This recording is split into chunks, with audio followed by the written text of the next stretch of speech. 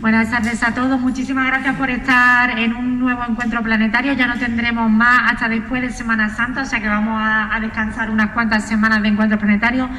Gracias como siempre al CAC Málaga y al Grupo Planeta por colaborar en este ciclo que nos permite traer a tantísimos escritores y escritoras de primera fila, como es el caso de esta tarde con Ana Merino, poeta, catedrática, ganadora del Premio Nadal en 2020 y que ahora llega con esta novela que la verdad es una delicia porque se mezclan algunas de sus grandes pasiones, ¿no? Como es la investigación, la creación literaria, la poesía y bueno, creo que va a ser una charla maravillosa que hoy dirige y lleva Soledad Mena, periodista y además directora de un club de lectura muy activo, ¿no? Y que lleva muchísimos años al frente de él y seguro que va a ser una charla enriquecedora al máximo. Así que gracias a Ana Merino y gracias a Soledad por estar esta tarde aquí y por volver a llenarnos de literatura, de vida, de escritura y de creación literaria, que es lo que más nos gusta. Muchísimas gracias a todos y bienvenidas a las dos.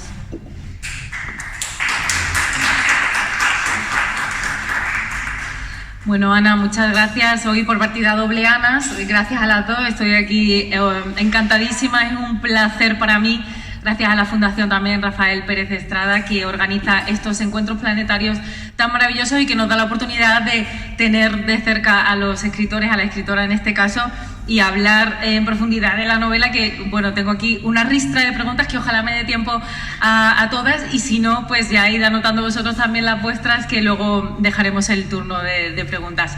Ana Cabello ha hecho una introducción ya de Ana Merino, entonces no me voy a extender mucho, voy a dar unas pequeñas pinceladas y directamente nos metemos en materia con un amigo que tiene mucho de lo que hablar. Bueno, Ana Merino hoy nos trae hasta aquí su faceta como novelista, pero bueno, ella es una escritora que toca todos los palos y ha escrito ensayo, teatro, poesía especialmente. Y además, como habéis visto, si habéis llegado un poquito antes y si os ha firmado, pues le gusta dibujar, hace ilustración, tiene una cuenta en Instagram que se llama Oveja Parlanchina y os animo a seguirla para también completar todo su universo, ¿no? con los dibujos que hace.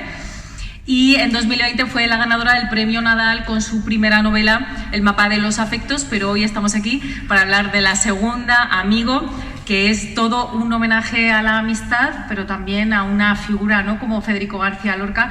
Me gustaría, Ana Merino, que antes de empezar, pues bueno, nos cuentes un poco de qué va Amigo, qué podemos leer con esta novela, ¿no? Por si todavía hay alguien aquí que no la haya leído o tenga dudas, para que termine de animarse a comprar la novela. Muy bien, bueno, muchísimas gracias, Ana, por invitarme, muchísimas gracias, Soledad, por estar aquí acompañándome y haberte leído la novela y estar aquí súper preparada. Te veo ahí con los papeles y estoy yo temblando de espero que no sean muy difíciles.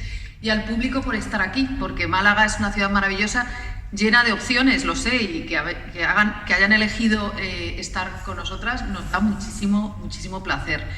Y sí, esta es una nueva novela, es Amigo, es una novela que me gusta definirla como 3 novelas en una. O sea que el lector se va a meter, por una parte, en el mundo de Inés Sánchez Cruz, que es una poeta mexicana. Me he inventado el personaje de una poeta mexicana.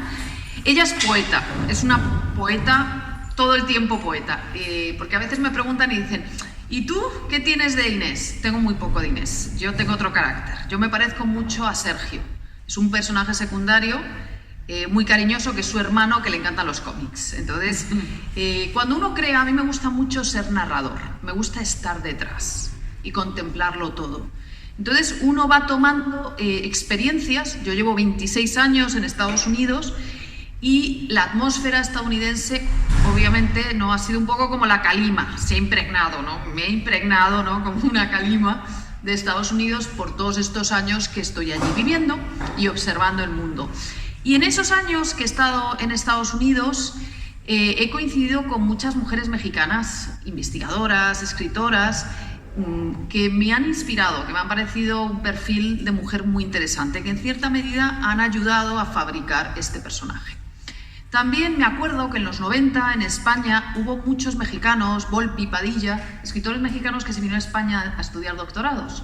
Entonces, un poco la construcción de esta mujer mexicana la he tomado, ¿no?, de esa experiencia de ir cruzándome con México en mi vida, porque con México empecé a tener una relación muy intensa y muy afectiva allá por finales de los 90, cuando me fui a investigar mi tesis doctoral. Claro, yo me fui a Estados Unidos en 1995, o sea, hace ya la tira. Yo ya tengo 50 para 51, o sea, estamos hablando de un tiempo respetable. Y uno de los temas, mi investigación para el doctorado, la tesis doctoral, fueron la historieta, el cómic. Lo que llamamos en Estados Unidos los estudios culturales. Los 80, 90 hubo una recuperación de la cultura y el valor de la cultura, y la forma en la que tenemos de pensar nuestra historia también abarca las diferentes expresiones culturales. Yo fui una niña lectora de cómic, lectora de poesía, lectora de todo, o sea, lectora con mayúsculas, y no dejé atrás el cómic. Y cuando llegué a Estados Unidos y me fui a Pittsburgh a estudiar el doctorado, decidí que era el momento de recuperar la historieta. Y uno de los lugares a los que me fui a investigar, uno de los países fue Cuba. Estuve investigando los cómics de los años 40-50 y también trabajé España, Escobar, Carpanta, Petra, y en México trabajé La familia Burrón, que es una historieta popular. De esa experiencia fui a México, y a mí México me encanta. Me encanta la cultura mexicana, es que son nuestros hermanos, y es una cultura que ha estado muy ligada, o sea, ha habido un gran intercambio España-México, México-España. Y luego, en mi devenir por Estados Unidos estudiando, observando a investigadores mexicanos, a poetas, a escritores, me pareció gente muy interesante.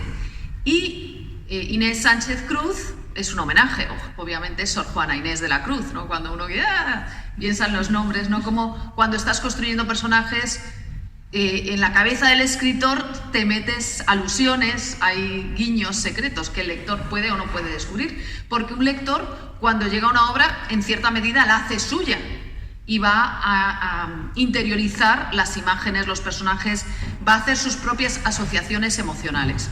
Pero me interesaba crear un personaje así, una poeta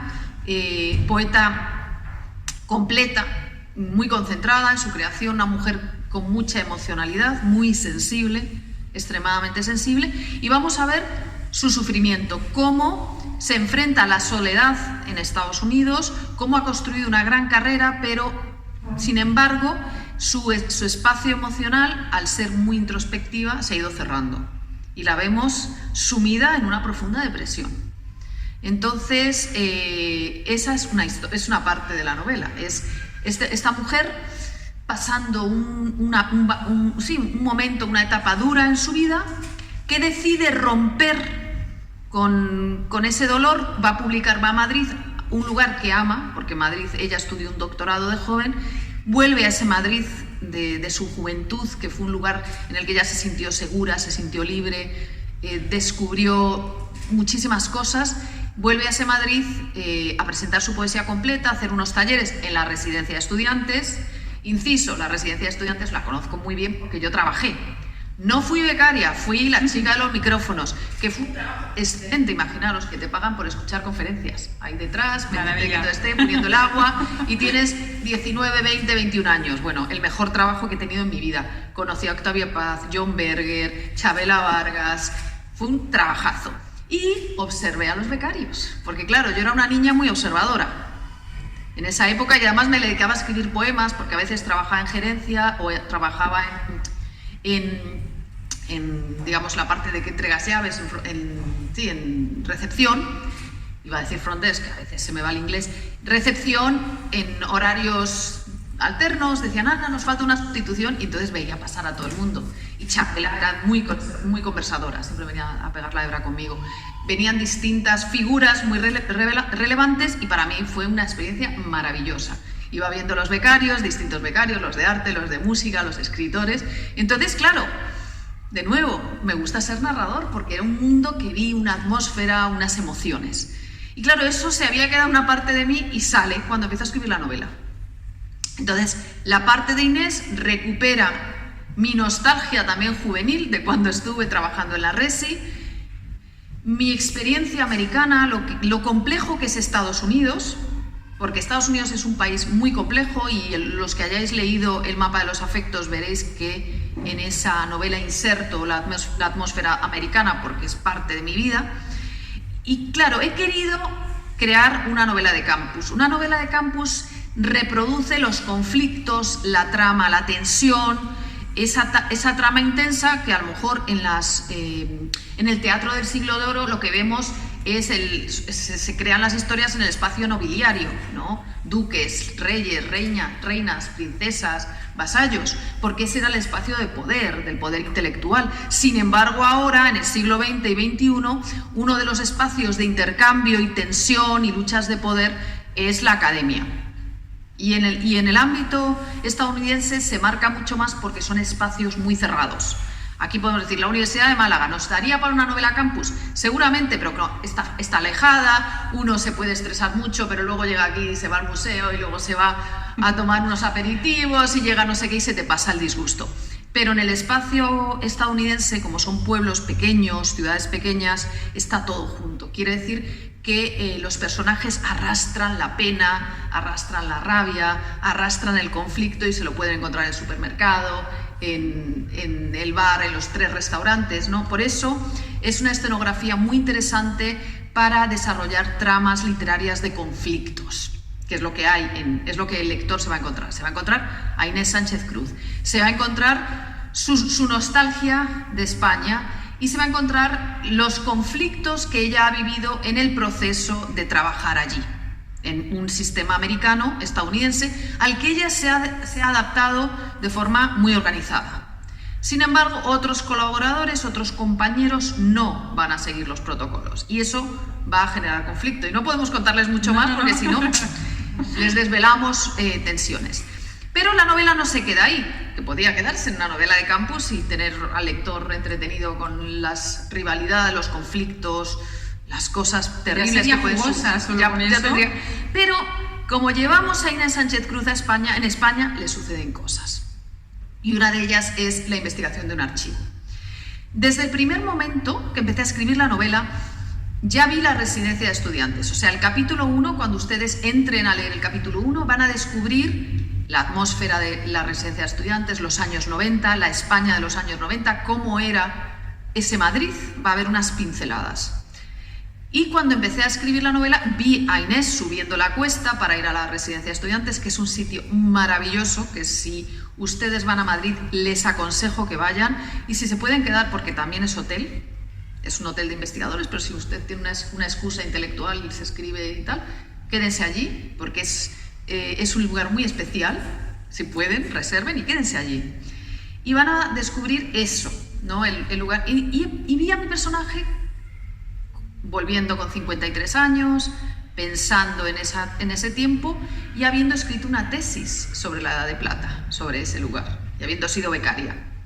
Eso lo vi. Lo que no vi fue el archivo de Joaquín Amigo, que es lo que me querías preguntar. Efectivamente. Claro, porque esa escena la vi en San José, en Almería, o sea, lo recuerdo, de pronto se me aparece el personaje subiendo la cuesta y lo veo. No es una cosa curiosa, porque como poeta, si alguien ha leído mi poesía, es una poesía que sale de aquí, del pecho para abajo, de pecho para arriba, o sea, mi poesía la escribo.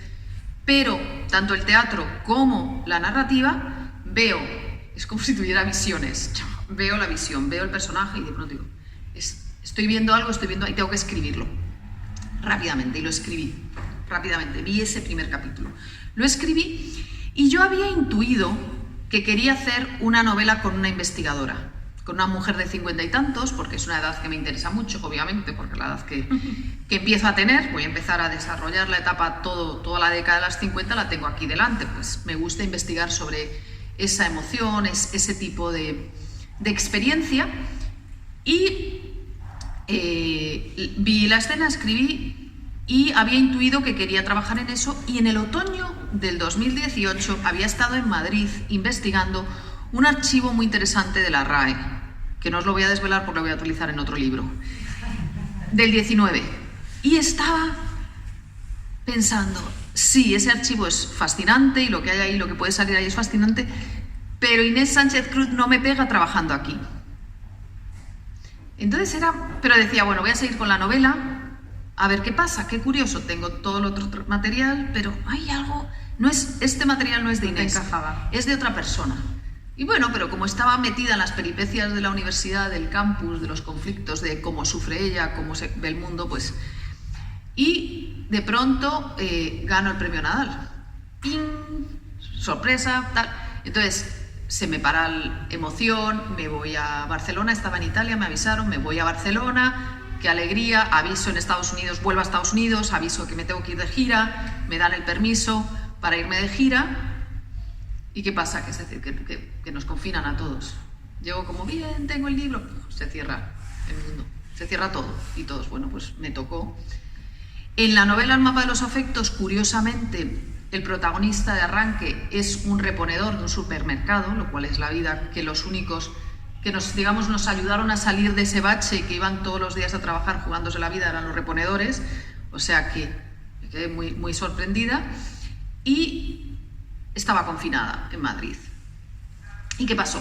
Bueno, pues confinada en Madrid, una amiga de la carrera, Rocío Camus, que saldrá como personaje en la tercera parte de la novela, decide montar por Skype, ella vive en Jaén, en la Sierra de Cazorla, y decide a las amigas suyas convencernos para hacer Skype, hacer yoga y que aprendamos a relajarnos. Todo el mundo estaba muy nervioso, pasándolo mal, y dice, bueno, yo había estudiado con ella historia, ella hizo historia del arte, yo hice historia contemporánea, pero somos muy amigas de esa etapa maravillosa de la universidad, y en la clase que, digamos, en ese encuentro de amigas, las pantallitas que hablas antes de dar la clase y después, estaba María Bastos, amigo, que es un encanto, que es la hermana de la pareja de una hermana de Rocío, o sea, son familia ellas. Y un día María, cuando ya se levanta el confinamiento, me dice, Ana, estás en Madrid, me gustaría, ahora que se ha levantado el confinamiento, que pudieras venir a mi casa porque estoy en custodia de los papeles de mi abuelo y la verdad son muchas cosas, son muchas emociones. Sus padres desgraciadamente habían fallecido en un accidente de tráfico, entonces, claro, María se encontraba con muchísimas cosas muy importantes y fui a su casa, lo vi todo y dije, María, esto que tienes aquí es impresionante, es un tesoro. Rápidamente los papeles de Lorca se fueron a un banco, digamos, todo lo que hay en ese archivo está ahora mismo en lugar seguro, que a veces dice María, ¿qué has puesto en la novela? Digo, ya, pero todo ya está en lugar seguro. En la novela va a suceder todo en 2019. Mi encuentro con el archivo es en 20, pero digamos la ficción me permite mover, digamos, la experiencia de mi personaje. ¿Por qué? Porque en 2020 lo único que teníamos eran mascarillas, yo caminaba para ir a casa de María a investigar en el archivo y empezar a ordenarlo, pues como 10 kilómetros diarios, porque obviamente como el resto de los mortales tenía un pánico a la pandemia, no sabíamos nada, entonces yo no tomaba transporte público, me pegaba unas caminatas sola, subiendo por las calles de Madrid, bajando por las calles de Madrid, y me puse a trabajar el archivo. Y le pedí, María, por favor, deja que ese archivo sea el que está investigando mi personaje, Inés. Y ella tuvo la generosidad de decirme, por supuesto, que sea el material que utiliza Inés, úsalo como que te parezca conveniente. Y yo quería que el personaje y el lector sintieran la misma emoción. Digamos, la novela son 21 días en un archivo familiar que no sabes bien, que ella no sabe bien cómo experimentarlo. Entonces quiero que el lector sienta lo mismo, porque creo que a los lectores o nos llega una investigación completa, minuciosa, que es esa lectura sesuda, pero no esa experiencia, o sea, cuando investigamos un archivo como experiencia literaria.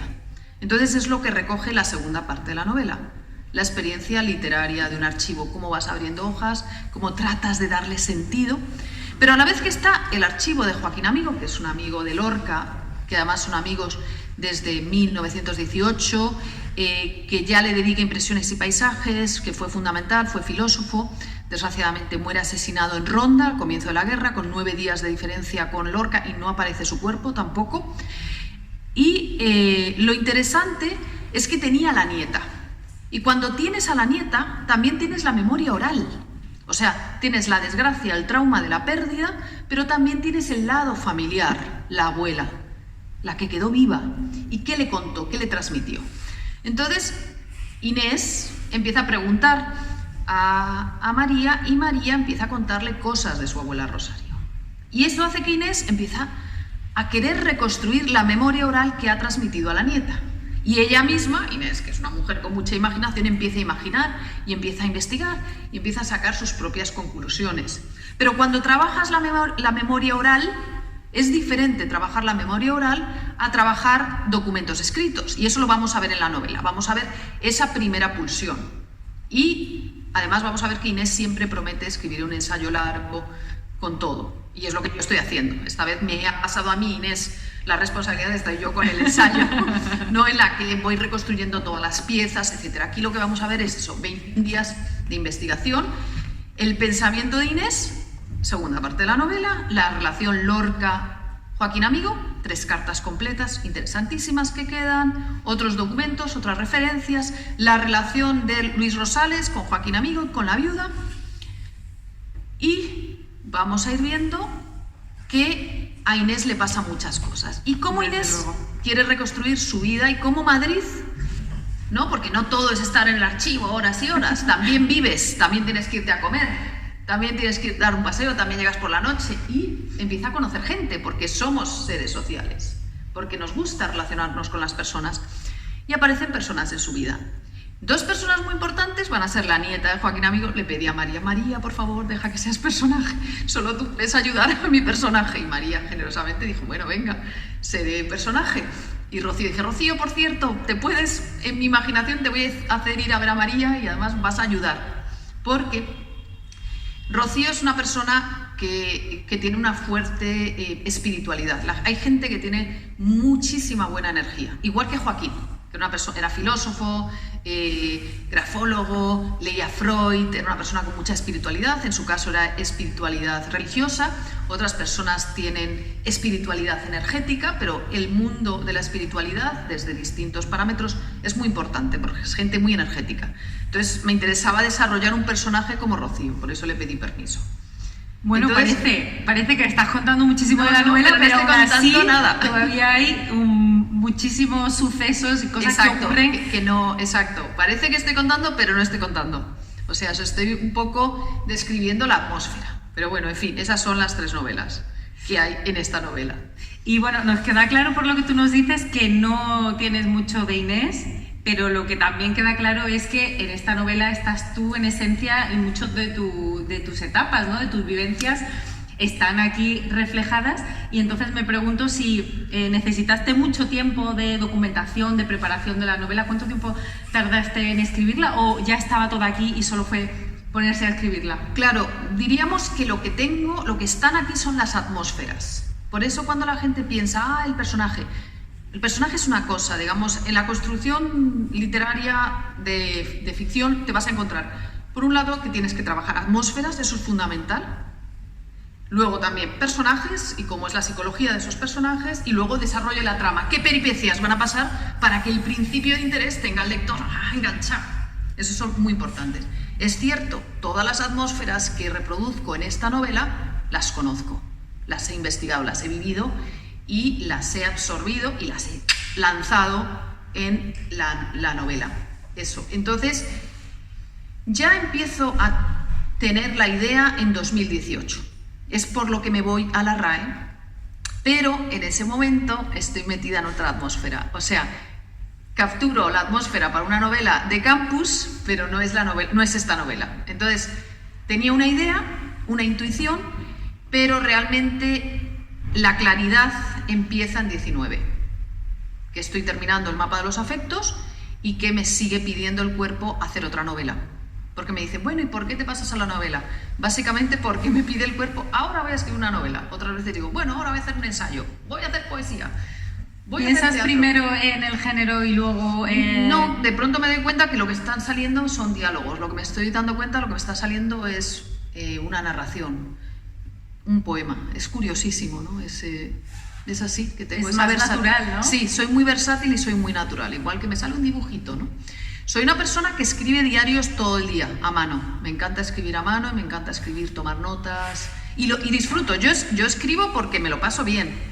Si para sufrir, o sea, ya está la vida, ya está, pero, o sea, para mí escribir es disfrutar, eso también es importante, ¿no? Que el lector luego se meta aquí y diga, cómo sufre el personaje.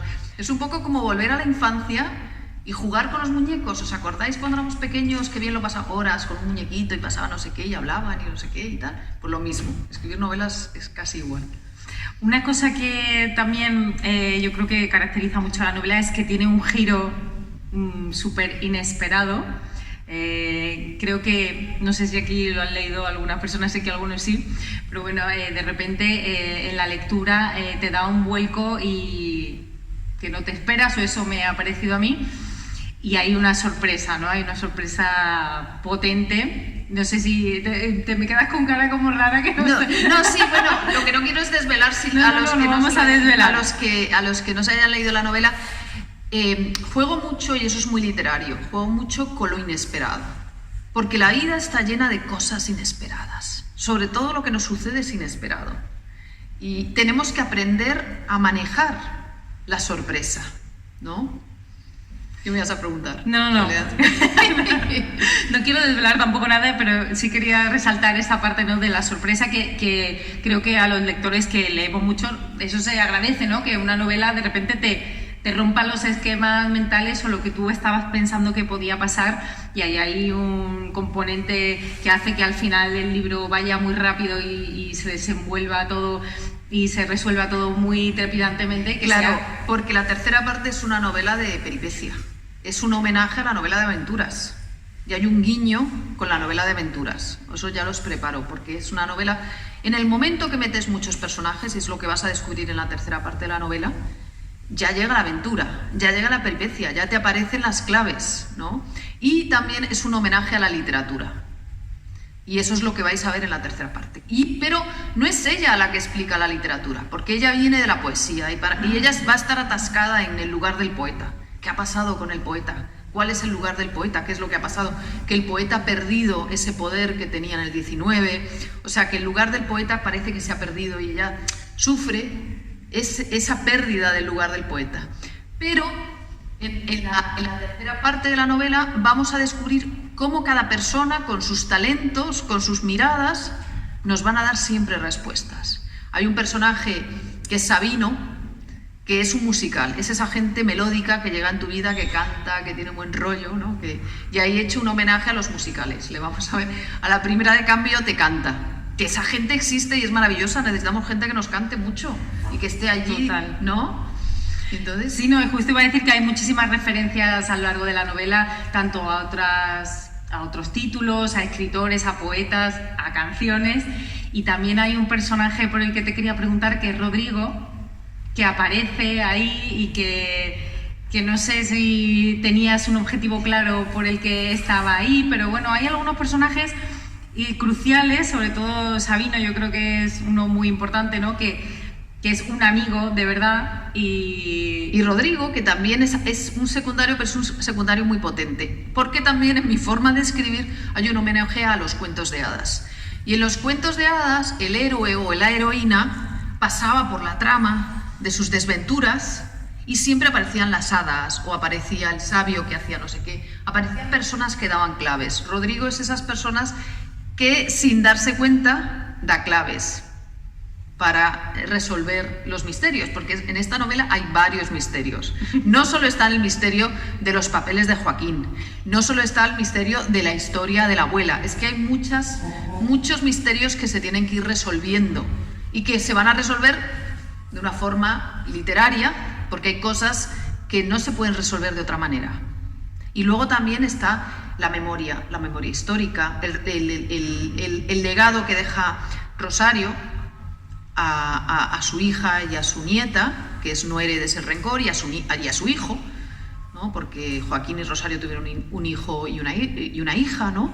Entonces están ese legado tan importante de No heredes el rencor, ¿no? Y valores muy importantes sobre la amistad, que también están, parece, bueno, lo he metido todo, ¿no? Parece, sí, no, he ido metiendo de todo en él. Yo creo que es una lectura perfecta para cualquier persona a la que, bueno, primero que le interese la figura de Lorca, por supuesto, pero también a todas las personas que les guste la literatura, ¿no? Porque se disfruta primero pues de todas esas referencias, pero también del ambiente que tú creas, de la investigación, de cómo disfruta Inés de ir encontrándose esas cartas inéditas, de ir buceando por ahí. Al final eso lo transmites muy bien. Yo creo que es una de los, para mí por lo menos, de los puntos fuertes, porque te sumerge completamente en un ambiente y te dan ganas, ¿no?, de ser tú la que está viendo esos documentos y de estar viviendo todo por lo que pasa la protagonista, exceptuando los momentos más duros, que también los hay, pero que hacen que la novela sea tan rica, ¿no? Y otra cosa que también me parece muy interesante es cómo incluyes los sentidos, ¿no?, dentro de la personalidad de los personajes, especialmente de la protagonista, y como ella tiene muy agudizado un sentido, y que eso luego es fundamental, vas dejando algunas pistas, ¿no?, para que luego... Claro, ella es una mujer muy increíblemente sensible, como buena poeta. Entonces, claro, los poetas tienen desarrollados el tacto, el oído, el olfato. O sea, nosotros somos muy visuales, pero el poeta huele la atmósfera, siente, tiene presentimientos, y ella tiene muy desarrollado el olfato y también el oído, porque va a ser a través del oído que se va a volver a enamorar. Y va a sentir la música, y es la música lo que va a hacer que ella se dé cuenta de que el amor es importante, porque la música transmite algo, ¿no? Entonces son formas de sentir que a lo mejor nosotros normalmente no percibimos así, nos acomodamos en la vista, que nos da mucha seguridad, que nos da una perspectiva, pero nuestra poeta va a tener otra forma de sentir. Sí, sí, sí. Y mira, Ana, el lunes estuve en el club de lectura de la Fundación, en la que se hablaba de este libro, y surgieron algunas preguntas que quedaron así en el aire y que me dijeron, por favor, transmíteselas a Ana. Sí. Algunas ya las has respondido, la verdad, porque ¿por qué una protagonista mexicana? Que eso ya nos lo has contado. Que si existen esas traiciones y esas tramas en las escuelas de literatura creativa en Estados Unidos, que... Yo creo que lo que existe en todo ámbito de poder es conflictos, y que, digamos, es una construcción literaria de los conflictos, que la novela Campus genera eso. Entonces siempre va a haber rivalidades en los espacios académicos o incluso en los espacios políticos. Estamos todo el día leyendo la prensa y vemos cómo se pelean todos los políticos y pasa todo tipo de tramas, y dices, madre mía, no hace falta escribir una novela, ya tenemos aquí un culebrón. Bueno, pues es normal, es parte de la vida esos recelos, esos conflictos, y lo curioso es cómo lo tramita cada uno. Lo que vemos es que Inés es extremadamente sensible y va a sentir lo que se llama el moving, ¿no? Porque ella, como no se espera eso y como no es una persona así, pues lo va a sentir de una forma muy, muy intensa. No tiene esa capacidad de reacción que a lo mejor otra persona dice, pues paso o tal. Ella interioriza el sufrimiento como buen poeta. Los poetas son, cuando dicen fulanito es poeta, es que es verdad, en mi experiencia a lo largo de mi vida, que me he encontrado muchos poetas, yo como soy muy híbrida, soy muy híbrida, y viene el cómic, entonces me saca de esa sensibilidad. Pero hay gente que tiene una sensibilidad, no necesariamente tiene que ser poeta, pero hay gente muy sensible, y cada uno gestiona los conflictos, las traiciones, los malos entendidos de distinta forma, ¿no? También hubo un apunte que creían ver a alguno de los lectores, que hacías un guiño, ¿no? O una pullita en la que una de las chicas alumnas de Inés decía, que era poeta, decía que quería dar el salto y que iba a escribir una novela, ¿no? Que si tú ahí has querido plasmar que sientes que la poesía se aprecia como un género menor, bueno, que la narrativa... Claro, el tema, que es un tema apasionante, es cuál es el lugar del poeta en la sociedad y cómo los narradores han ido ocupando cada vez más espacio porque generan, digamos, volvemos a hablar, es el debate del capitalismo, generan más recursos, generan más lectores, la poesía que tuvo muchísima fuerza en determinados momentos, ahora el lector no está acostumbrado. Yo creo que también hay que recuperar en los planes de estudios el gusto por la poesía, porque la poesía es una delicia, o sea que a mí me gusta todas las literaturas, pero sí reflejo que para ella la poesía era como el sumum y que de pronto hay una alumna que decide que, bueno, que haya hecho poesía, que vea a los novelistas, que ya quiere escribir un libro, que de pronto cambia. Y lo que para cualquier persona dirás, bueno, pues buena suerte y prueba a ver con la narrativa, para la poeta es como, ¿cómo deja la poesía y se va por la...? ¿Cómo puede ser, no? Entonces se lo toma muy a pecho. Otra persona, pues, bueno, hija, pues que te vaya muy bien, ¿no? Pero por el exceso de sensibilidad que tiene Inés, le genera un gran disgusto, una gran pena. Y es normal, alguien entregado a la poesía, que se dedica a la poesía todo el rato y que de pronto ha trabajado con alguien en un proyecto poético y que de pronto dice, no, yo voy a probar la narrativa, es como decir, pero ¿cómo puede ser tan superficial? Si aquí hay una profundidad casi metafísica y filosófica, ¿no? Entonces sí, vamos a ver por eso, que pasan muchas cosas y que nos ayudan a reflexionar, porque a mí lo que me gusta es poner al lector a pensar. Yo no pienso por el lector, yo cuento una historia, le pongo en situaciones límites a los personajes y a los lectores y que se pongan a pensar. O sea, es mi literatura, sí, obliga a pensar. Puede estar de acuerdo o en desacuerdo, pero a pensar sí. Bueno, eso es muy importante, ¿no? Y al final, como lector, yo creo que también se agradece que un libro te haga pensar. Ana, al final no dejas claro, o la novela no revela cuál es ese documento que desaparece. No sé si... Los papeles que la abuela dice que se llevó Rosales. Efectivamente, eso... No lo sabremos nunca, porque es la memoria oral. Por eso mi personaje no puede escribir un ensayo. No puede escribir un ensayo académico, porque aunque encuentre pistas, a ella le ayuda mucho el libro de La calumnia, de Félix Grande, tienes la memoria oral. La memoria oral va a reconstruir una serie de hechos que te sirven para abrir canales de investigación, pero yo creo que nunca lo sabremos. Ella tiene la intuición que son los papeles de los años 40 porque son los mismos, es la misma letra y son pocos días antes. Cuando el lector lo lea, verá a qué me refiero, de los años 40, cuando Luis Rosales empieza a practicar a los americanos la figura de Lorca. Y dice, aquí tengo los que se piensan son los primeros poemas de Lorca, pero no cita la fuente. La teoría de Inés es que la fuente son los textos que ha sacado de la casa de la viuda de Joaquín Amigo, porque son los poemas de 2 días antes que él le regala Impresiones y paisajes, y porque eran amigos en ese momento, y porque Luis Rosales es de mucho más tarde. Y en la cabeza de mi personaje piensa que Luis Rosales se hace cargo de esos papeles no por malicia, sino por sentido de la responsabilidad de cómo los va a tener allí esta mujer, si yo soy el que más sabe, si yo soy el que más lo he sufrido. O sea, lo que vamos a ver es cómo Inés trata de interpretar qué hace cada uno de los personajes en esa memoria heredada de la nieta y cómo lo resuelve. Yo creo que al final se resuelve como se tiene que resolver, ¿no? De la mejor manera posible. Y ya cuando el lector llegue al final se dará cuenta, ¿no? Pero ha llegado una historia oral y lo que uno hace es investigarla al máximo y sacar conclusiones. Y solo puede sacar conclusiones literarias porque es memoria oral. Ese es el tema.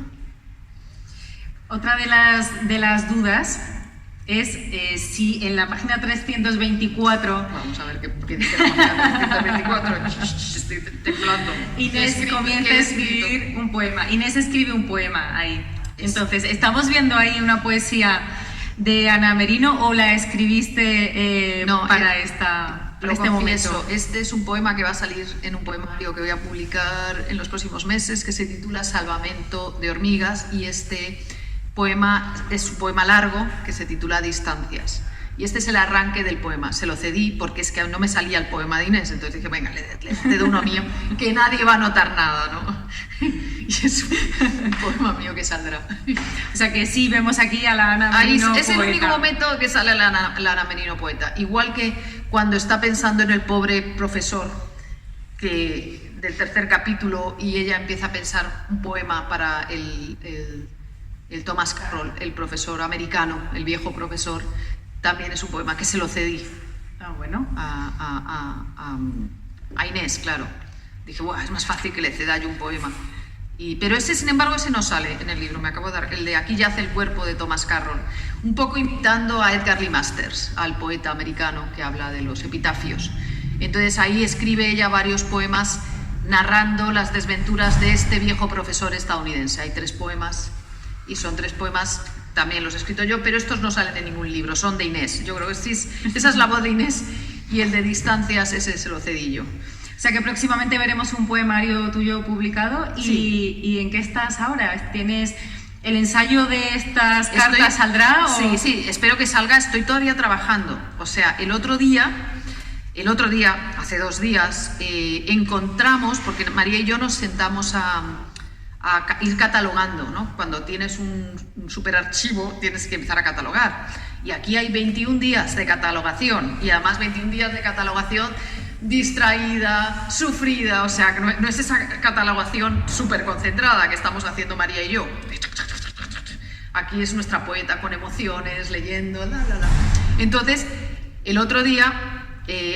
en la primera carta Inés está ahí pensando, porque es la primera carta de Lorca, va a ver que es de Joaquín Amigo, que se la manda Lorca desde Lanjarón a Joaquín Amigo.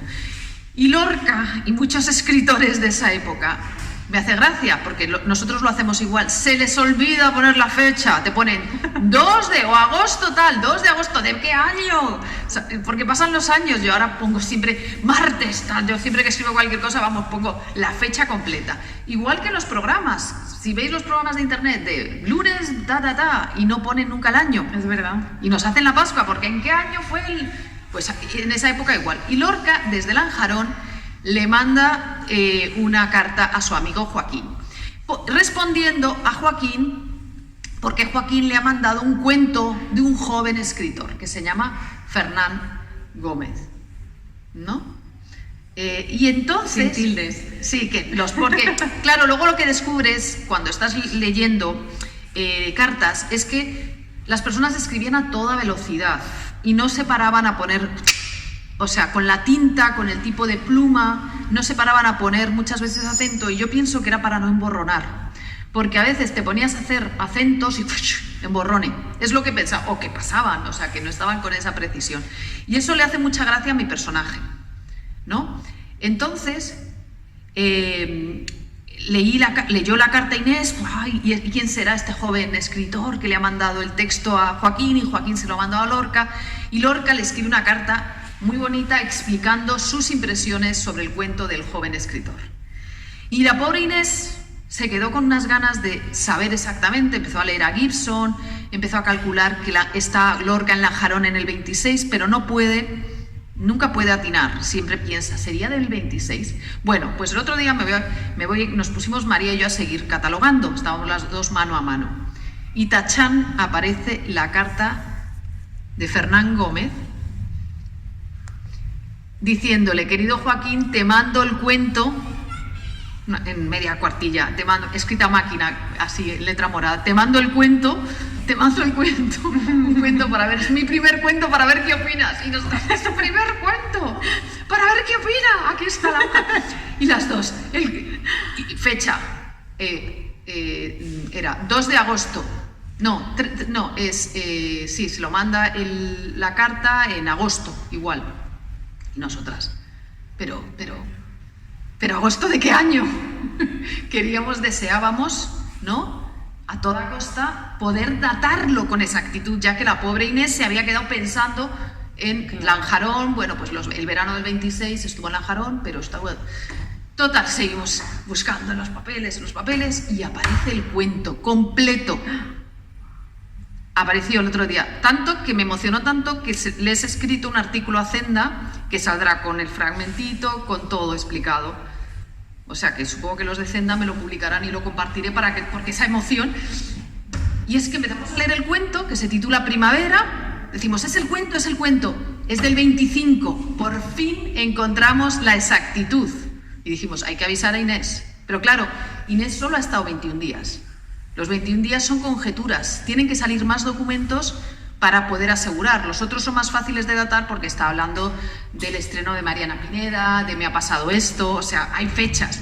Pero aquí era Lanjarón. Entonces ha sido muy, muy emocionante. Pero lo más fuerte del cuento no es solo que nos dio la fecha, agosto del 25, es que en el cuento es un cuento de un joven que está escribiendo su primer cuento y que habla del amor y habla de la primavera. Es un cuento que describe las sensaciones, los olores, las flores, y que en determinado momento el cuento se pregunta por qué los periodistas no se fijan en la sensación del amor y de la primavera y solo se preocupan por hablar de los presupuestos, lo que está pasando en Ucrania y Constantinopla.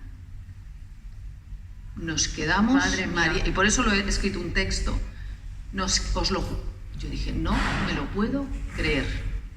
No me lo puedo creer. Por eso he escrito a los de Zenda, os he preparado un fragmento de un texto porque me dijo el de Zenda, Ana, escríbenos un poco cómo escribiste Amigo y cuéntanos el proceso y el archivo. Y cuando digo, os he escrito cómo es el proceso y os voy a contar también cómo descubro la verdadera fecha y lo que aparece en ese cuento, digo, porque es increíble. Entonces, esas supongo que la semana casualidades que que viene son saldrá el texto, claro. mágicas. Bueno, Ana, vamos a abrir el turno de preguntas por si alguien quiere dirigirte a alguna que no hayamos hablado aquí, aunque yo creo que Ana lo ha dejado todo clarísimo, clarísimo, clarísimo.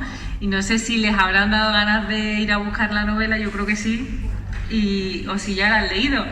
¿Hay aquí algún lector ya que la haya terminado y que nos pueda contar? Si alguien se anima, como digo yo, dibujo, dedicatorias para el Día del Padre. Bueno, voy a enseñar la dedicatoria, que eso ya bodas, hacer la envidia que es máxima. lo que más me gusta a mí, dedicar los libros. Bueno, yo voy a romper yo el hielo. Venga. Y quiero preguntarte, Ana, si con eso último que has contado, si sabes si ese cuento se llegó a publicar en No alguna... sé, hemos estado buscando, no se publicó. Ese es el tema, que no es una cosa muy...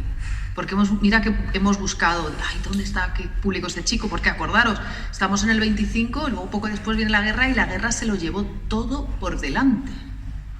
Y es impresionante porque el archivo de Joaquín es de 1918 a 1936 y cuando te metes ahí es terapéutico porque es otra época, es otra vida, otras ilusiones. Son jóvenes, en la década de los 20 están todos... Primero preparando la revista Gallo, con las emociones, que se mandan los mensajes, ¿qué tal? Luego, con las ilusiones de vida. También hay una parte que lo comenta la novela, que es, bueno, el desastre de Anual. Está ahí también todo lo que está pasando en la guerra, en Marruecos, y cómo se sienten... Hay unos teatreros que van a conseguir fondos y nadie va y se quejan y dicen estos que se están muriendo aquí y los demás no les importa. O sea, vas descubriendo muchas cosas que están pasando en España, otros acaban en la cárcel porque son del sindicato de estudiantes y le escriben. O sea, van pasando muchísimas cosas con la ilusión, porque son amantes de la literatura, leyendo todo lo que sale con una sensibilidad, con una fuerza y una luminosidad y con unas ganas de vivir, que luego se te rompe el corazón porque uno sabe lo que pasa luego. Sabes que esos jóvenes tienen la vida por delante, son energía, fuerza, inteligencia, diálogo, todo, es un mundo maravilloso. Y dices, ¿pero qué pasó? ¿Para qué este horror luego? ¿Pero qué pasó? ¿Cómo puede ser, no? Pero claro, cuando estás leyendo las cartas, te metes en su vida, en su momento, en su existencia, y es alucinante. Es una de esas experiencias alucinantes, ¿no? Además, que a mí me encanta, me he leído, he hecho carpetas con cada uno, luego intento seguir el rastro de cada uno. Quiénes sobrevivieron, quiénes se fueron. Hay uno, Paco Cirre, que se fue a Estados Unidos. Entonces, ¿en qué universidades acabaron? ¿Qué sucedió? ¿Qué publica? O sea, te empiezas a obsesionar porque interiorizas su intimidad. Tú empiezas a leer cartas, son cartas íntimas, que la gente va confesando pensamientos, sensaciones. Entonces, de pronto, sientes que estás en esa vida como espectador, pero estás ahí, ¿no? Y es muy emocionante, es casi adictivo, ¿no? En la experiencia del archivo. Lo que pasa que, claro, que lo hago desde una emocionalidad, desde una sensibilidad. El académico, y yo espero que se hagan ensayos sesudos y que haya estudios, y se harán estudios sesudos desde otra perspectiva, pero la experiencia que yo vivo es casi como poética, ¿no? Pues detalles, sensaciones, eso es lo que a mí me cautiva, y eso es lo que también quiero reproducir, ¿no? Porque estoy segura de eso, que se harán investigaciones elaboradas, académicas, pero yo creo que también es importante la investigación sentimental, ¿no? Y reivindicar esa vida, esa energía de esa época. Fundamental.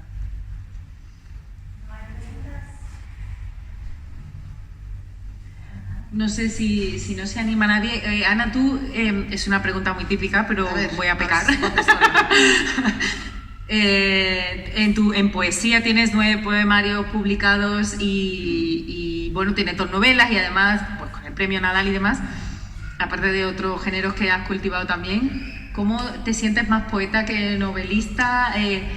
¿Eres, según el momento, ha pasado tu etapa ya de...? Claro, es lo que decíamos, que a mí me gusta mucho decir, ¿pero qué era Borges? ¿Narrador o poeta? Borges es un fabuloso, y ahí le hago un homenaje a su primer libro de poemas, que es Fervor de Buenos Aires, que es una maravilla. Y sin embargo, todo el mundo, Borges, el escritor, el narrador, no, el cuentista, sin embargo, a mí me parece Borges como poeta fabuloso. Cervantes lo que quería ser era dramaturgo, estaba todo el rato siguiendo unos esquemas del teatro y veía de pronto a Lope, que estaba eclosionando con muchísimo éxito, y Cervantes lo que quería ser era dramaturgo, y sin embargo es un fabuloso novelista, ¿no? Es decir, el inventor de la novela. Entonces yo creo, y hace unos poemas estupendos, o sea, yo creo que lo que soy es escritor que cubre y celebra la palabra. Porque también vengo del filandón, de la oralidad, de León, de toda esa tradición del cuento. Soy hija de José María Merino, que si tenéis la oportunidad alguna vez de verla, es una maravilla. O sea, que cómo cuenta, y su literatura es fabulosa. O sea, que no sé, que yo soy un poco de todo, ¿no? En ese sentido. Soy una gran amante de la palabra, de la literatura en todas sus expresiones, y de la vida, y eso lo celebro, ¿no? A la vez estoy con un escritor, que es Manuel Vilas, que Manuel Vilas, si lo habéis leído, él trabaja la poesía, es un maravilloso poeta, otra propuesta literaria distinta, y él trabaja mucho la no ficción, él trabaja desde el lugar de la vida misma. Él no es el narrador, es él mismo que digamos, poetiza su vida y describe de una forma fabulosa, que es... ¿no? Yo creo que hay escritores que sí marcan muy bien porque se encuentran muy bien en un género, y otro tipo de escritores que somos un poquillo híbridos y que seguimos ese esquema de tocar todos los palos, que es un poco lo que llevo a Iowa cuando me fui a montar allí el MFA, que era el multitallerismo, poesía, teatro. Yo soy teatrera y sería la primera de cambio, me encanta el teatro. Exacto, narrativa, cuento, ¿no? Yo creo, bueno, en la celebración de la creatividad y de la palabra. Eso me llama mucho la atención, y perdonad que te iba a preguntar también. Aquí en España, sabes que hay muchos talleres de escritura creativa, pero están casi todos centrados en relatos y en novela. ¿Cómo es la experiencia de enseñar a escribir poesía, que tiene que ser muy diferente, ¿no? O teatro. ¿Y por qué crees que aquí no hay talleres apenas de, bueno, algunos sueltos, pero la mayoría son de narrativa? Claro, porque yo creo que no se lee tanta poesía, y además muchas veces, como eso, la poesía es obligatoria en mi programa, en el que enseño, y llegan todos los escritores que se sienten narradores ahí temblando, ¿no? Y de pronto descubren, yo digo, bueno, si quieres ser un gran narrador tienes que tener oído. No hace falta que te entregues a la poesía, pero si aprendes a tener sonoridad en la construcción de una oración, eso es territorio ganado para la literatura. O sea, no es obligatorio que te hagas poeta y te hagas tatuajes, soy poeta todo el tiempo. No, pero sí tengas un respeto y sobre todo leas poesía, que es una experiencia fabulosa. O sea, leer poesía es una bellísima experiencia porque es aprender a saborear el ritmo. Son pensamientos muy intensos que te obligan a meditar cada verso, ¿no? Tener otro ritmo lector. Y está bien, porque además hay, digamos, hay tiempo para todo tipo de literatura, ¿no? Y el teatro es una delicia, porque el teatro te obliga a trabajar en equipo. A mí lo que me gusta de la experiencia del teatro es que somos todos, nos convertimos en un mismo ser que tiene que funcionar, porque incluso cuando estás desarrollando, y además yo he escrito teatro y he montado teatro y he dirigido teatro y he actuado, o sea, todo. Y esa simbiosis con el grupo es tan importante que a mí me gusta mucho porque es la humanidad. Nosotros vamos a salir adelante y salimos adelante como sociedad por la simbiosis en la que estamos todos juntos. O sea, la genialidad somos todos los seres humanos funcionando. No es uno de ay, ese, porque incluso hay ese que es tan bueno y tan famoso y tan estupendo, es porque hay gente detrás que le han ayudado en el camino. No, la genialidad no es una cosa aislada, es todo el aparato de humanos alrededor de esa persona para que esa persona pueda sacar lo mejor de ella misma. Pero sin el resto no somos nada. Eso es muy importante. Y eso uno lo tiene que tener en cuenta, ¿no? Entonces... Bueno, pues si no hay más preguntas, muchas gracias, Ana, por esta novela, por este ratito de charla. Esperaremos con muchas ganas las próximas publicaciones, sean del género que sean, sin etiquetas.